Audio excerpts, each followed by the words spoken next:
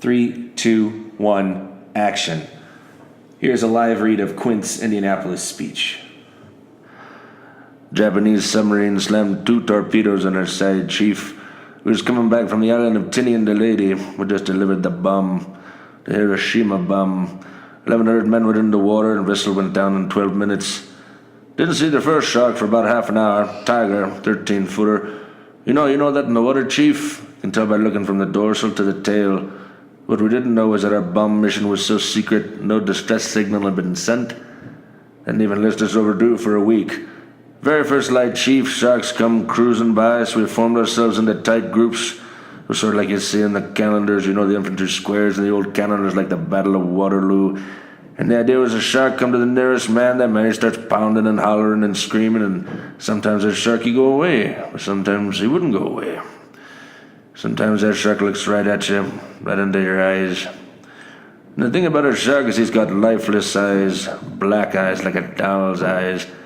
When he comes at you, he doesn't seem to be living till he bites you, and those black eyes roll over white, and then you hear the terrible high-pitched screaming.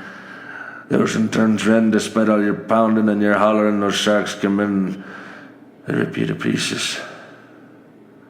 By the end of the first dawn, lost 100 men. I don't know how many sharks there were, maybe 1,000. I do know how many men, they averaged 6 an hour.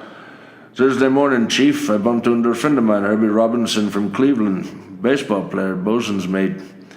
Thought he was asleep, reached over to wake him up. He bobbed up down in the water. He was kind of like a top, upended. We'd been bitten in half below the waist. At noon on the 5th day, a Lockheed Ventura swung in low and he spotted us, a young pilot, a lot younger than Mr. Hooper here. Anyway, he spotted us. A few hours later, a big old fat PBY come down and start to pick us up.